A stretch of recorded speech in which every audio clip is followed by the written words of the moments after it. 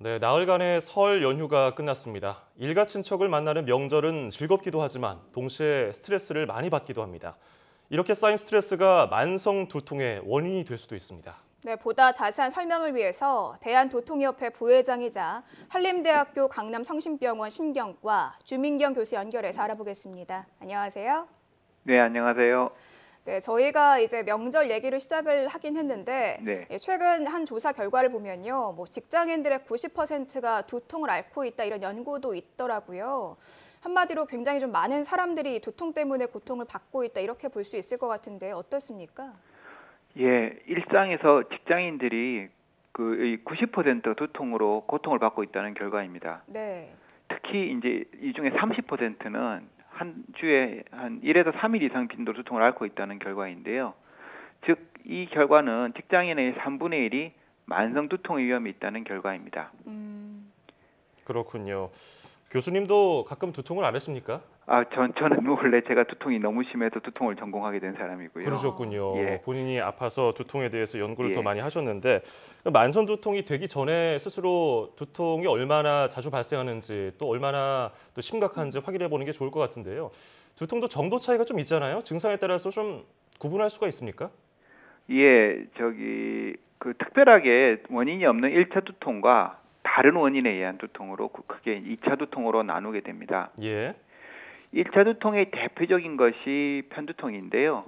편두통은 흔히 한쪽 머리가 아픈 두통이라고 생각하기 쉽지만은 사실 한쪽 머리가 아픈 경우는 편두통이 전체의 한 절반 정도이고요. 보통 이제 체하거나 미식거리거나 울렁거리는 등이 동반되는 경우가 많습니다. 그러니까 예. 두통이 있을 때 체하거나 미식거리나 울렁거리는 편두통이고요. 거꾸로 체하고 미식거리고 울렁거릴 때 두통이 있으면 그것도 편두통입니다.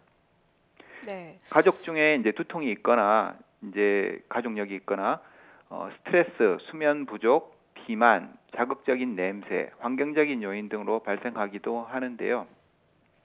병원을 찾는 대부분의 환자, 즉 99%는 1차 두통이고 그중에 가장 많은 환자는 편두통 환자입니다. 네. 저 또한 이제 말씀드린 바와 같이 편두통 환자고요.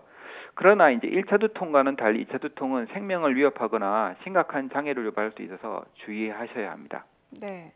이게 두통이 1차 두통 그리고 2차 두통으로 나뉘는데 1차 두통은 특별한 원인이 없는 거고 2차 두통은 다른 원인이 있는 거다 이렇게 좀 설명해 주셨거든요.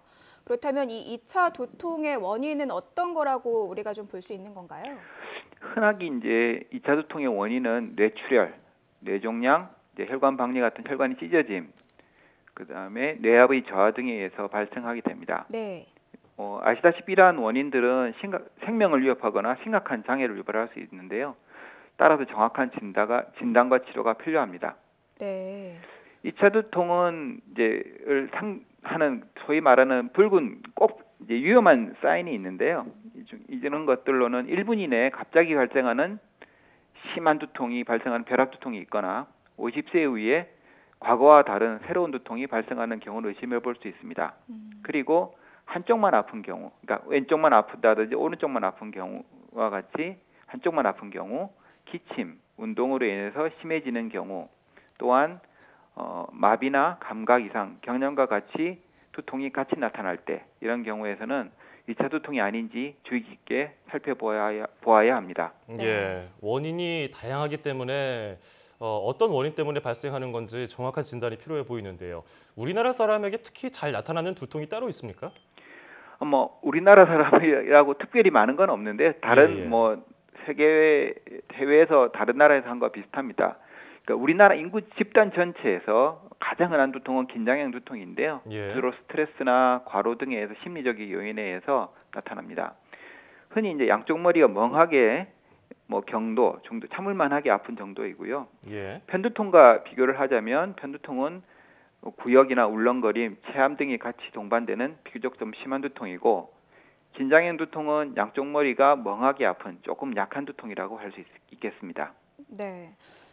두통이 누구나 한 번쯤은 느끼는 그런 좀 흔한 질환이라고 생각을 하는데 이게 너무 자주 느끼게 되면 만성으로 좀 발전할 수 있을 것 같습니다. 우리가 어느 정도 기준을 두고 만성이다 아니다 이렇게 판단을 할 수 있을까요?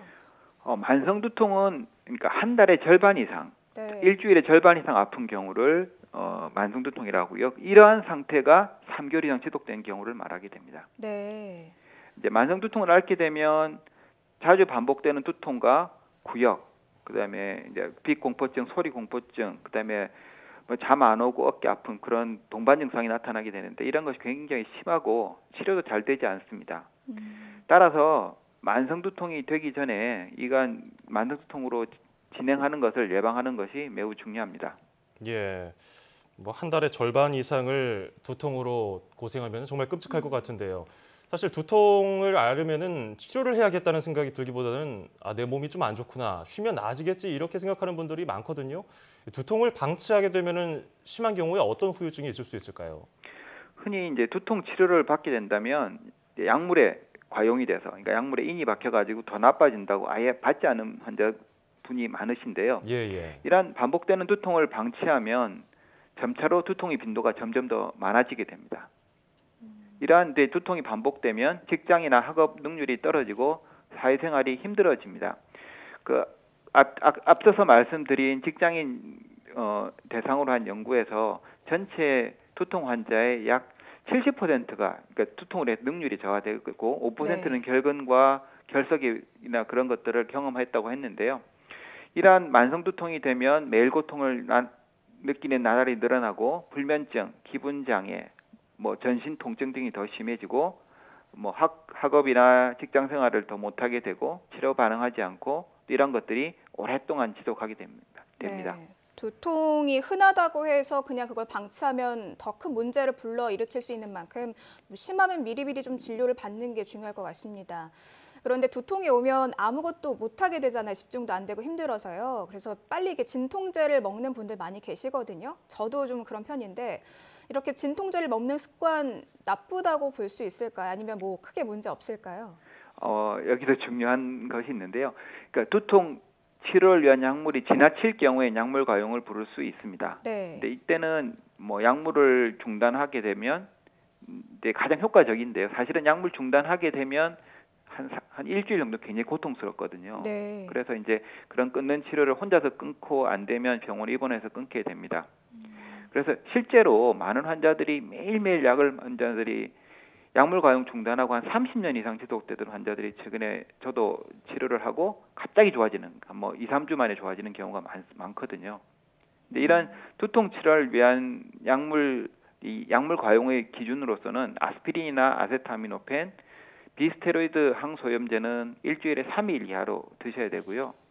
혼합진통제나 편두통 약물, 그러니까 편통에 굉장히 효과적인 약물들은 일주일에 이틀 이하로 복용하여야 합니다. 만약 그보다 더 많다면, 그래서 그 아픈 약을 더 자주 먹어야 된다면 진통제보다는 두통의 빈도를 줄이는 예방 치료를 같이 해야 합니다. 네. 뭐 약물의 종류에 따라서 일주일에 3일 또는 2일 이하로 써야 한다 이렇게 말씀을 해주셨는데 이 진통제를 많이 먹다 보면은 나중에는 잘 듣지 않을까 약이 뭐 이런 생각도 들거든요. 네네. 내성 같은 건 없을까요? 생기죠. 근데 제가 우리나라 전체 조사나 그런 걸 해보면 일단은 너무 그걸 걱정해서 아예 치료하지 않는 분이 너무 많으시고요. 네. 그리고 치료도 이제 실제로는 전체 환자들 중에 70%는 의사를 만나지를 아예 않으시거든요. 진단과 치료를 받지 않으시거든요. 네. 예. 그래서 그런 것이 더 걱정스럽고 단 일주일에 이틀 이상을 약을 먹는 거는 이제는 좀 주의를 하셔야 된다. 그것만 주의하시면 될 것 같고요. 그렇군요. 만약에 그 이상이 되면 예방 치료를 하셔야 됩니다. 예, 뭐 오남용하지 않고 의사가 지시한 대로 약물 처방을 하면은 괜찮을 것 같다는 생각이 들고요. 자, 우리가 평소에 두통을 좀 완화하기 위해서 어떤 생활 습관을 가지면 좋을까요? 긴장인 두통 같은 경우에서는 과로와 스트레스가 주요 유발 요인이기 때문에 마음을 편하게 하고 스트레스 받는 것을 피하는 것이 좋겠죠. 그리고 이제 편통의 경우에서는 강한 빛, 소리, 긴 수면 결핍, 뭐 지나치게 많은 기름진 음식, 야식 뭐 그런 것들이 이제 유발이 되는데요. 예. 개개인마다 좀 다릅니다. 사실은 편통을 부르는 것이 무엇인지 파악하고 피하는 것이 좋겠습니다. 그리고 이제 긴장인 두통, 편통 모두 하루 최소 6시간 이상 수면을 하는 것이 굉장히 중요하고요. 수면을 적게 자면 두통이 더 심해집니다. 하루에 이제 40분 이상 걷기 등의 유산소 운동을 하는 것이 두통의 완화에 예방에 매우 크게 도움이 되고요. 또 비만도 악화시키기 때문에 체중 관리로 적절한 체중을 유지하고 커피는 하루에 2잔 이하로 유지하시는 것이 좋겠습니다. 예, 오늘은 두통에 대해서 알아봤습니다. 오늘 도움 말씀에 지금까지 한림대학교 강남성심병원 신경과의 주민경 교수였습니다. 오늘 고맙습니다. 네, 감사합니다.